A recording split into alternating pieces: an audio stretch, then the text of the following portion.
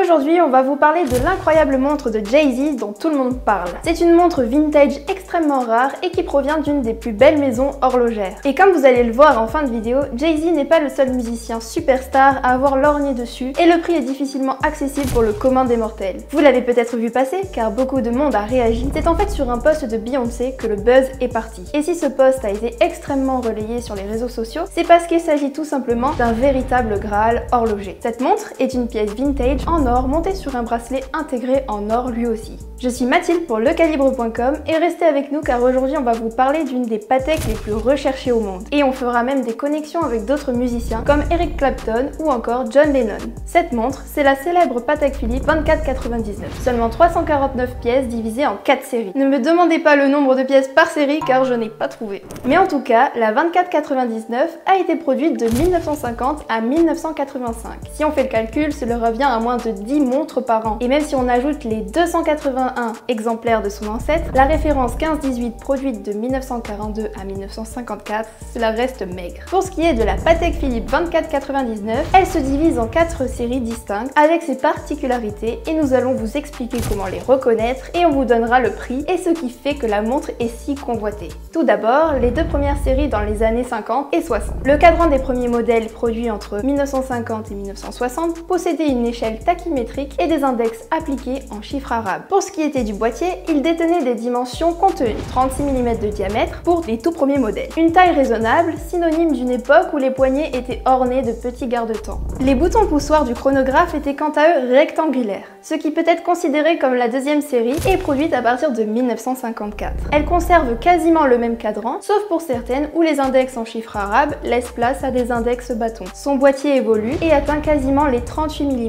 Ses boutons poussoirs changent de forme et deviennent ronds. Ensuite, les deux autres séries plus modernes. Bon, je dis moderne, mais on est ici dans les années 70 et 80 quand même. On distingue souvent les 4 séries en deux, car les deux premières et les deux dernières sont assez similaires. Mais il y a eu de gros changements à partir de la troisième, ce qui permet de faire une bonne distinction entre celles que l'on appelle les premières séries et celles que l'on appelle les vintage. Et oui, à partir de la troisième série vers 1970, fini l'échelle tachymétrique, c'est désormais une minute des secondes classique qui orne le cadran. Fini aussi les index en chiffres arabes. Enfin, les derniers modèles produits en 1978 et 1985 gardent tous les changements précédents et adoptent un critère de qualité supplémentaire en intégrant un verre saphir. Un changement qui peut paraître anodin aujourd'hui car beaucoup de montres en sont pourvues et ce même pour des montres à 300 €. Mais à l'époque, attention, c'était la pointe de la technologie. Mais alors, quelle est la série que porte Jay-Z? Je vous mets une photo à l'écran, il n'y a pas d'échelle tachymétrique, donc c'est une des deux dernières séries. Ensuite, pour savoir si c'est la troisième ou la quatrième série, c'est plus compliqué à l'œil nu, mais pour ceux qui parlent anglais, je vous recommande l'excellent article de Hodinkee qui retrace toute l'histoire de cette montre et de sa vente par Tony Kavak à Jay-Z. Tony Kavak nous informe dans cet article que cette montre a son verre saphir, ce qui en fait donc une quatrième série.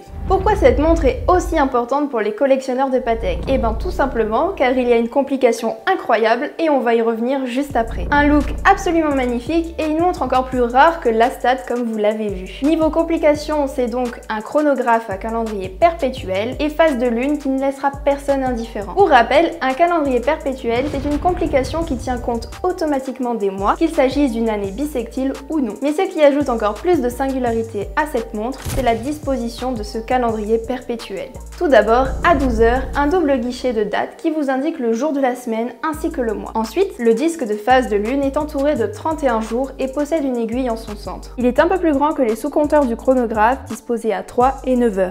Celui à 3 h permet de mesurer jusqu'à 30 minutes et celui à 9 h les secondes. Tout ça dans un boîtier très contenu de 38 mm, un style qui est toujours autant efficace de nos jours. Une pièce vintage possédée par très peu de chanceux. Si le poste de Beyoncé a fait le buzz chez les amateurs d'horlogerie, ce n'est pas sans raison. Vous l'aurez compris, cette Patek Philippe 2499 est très rare, mais la pièce vintage au poignet du rappeur Jay-Z l'est encore plus. La raison, son bracelet. Un bracelet intégré en or de 18 carats, conçu à seulement 4 exemplaires. Et ce qui ajoute encore plus de charme à l'histoire de cette référence, n'est pas le seul artiste détenteur d'un modèle encore plus rare que la référence en elle-même. Certains exemples sont connus comme l'édition ayant appartenu à Eric Clapton. Ce modèle en platine issu des séries plus modernes fut produit à seulement seulement 2 exemplaires. Le second exemplaire est quant à lui exposé au musée Patek Philippe à Genève. Le guitariste britannique s'en est séparé en 1989 pour 250 000 €. Et pour vous donner un aperçu de l'explosion de sa valeur, elle a été vendue à 3,4 millions de francs suisses en 2012. Autre histoire et autre mythe de la musique, John Lennon lui aussi a porté une Patek Philippe 2499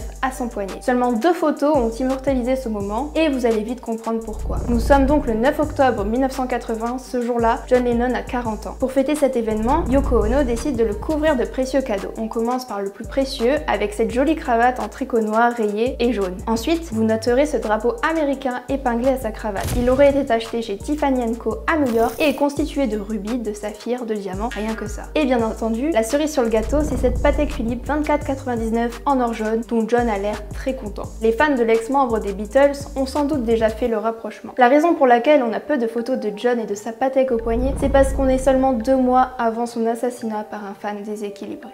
Un dernier cadeau d'anniversaire aujourd'hui devenu légende horlogère. Concernant le prix de la 2499 de Jay-Z, c'est dur à dire car il est resté confidentiel, mais sur les 2499, la cote ne fait que prendre. Pour prendre un exemple, une des dernières ventes de 2499 connues en date est celle de Sotheby's pour une 2499 double signature Gobi Milano qui est partie à 7,68 millions de dollars. Est-ce bon pour vous? Je vous rappelle que vous pouvez vous abonner et activer la cloche pour toujours plus de contenu sur les montres. Et vous pouvez cliquer sur une de nos autres vidéos comme celle-ci à gauche qui parle justement de la collection de Jay-Z.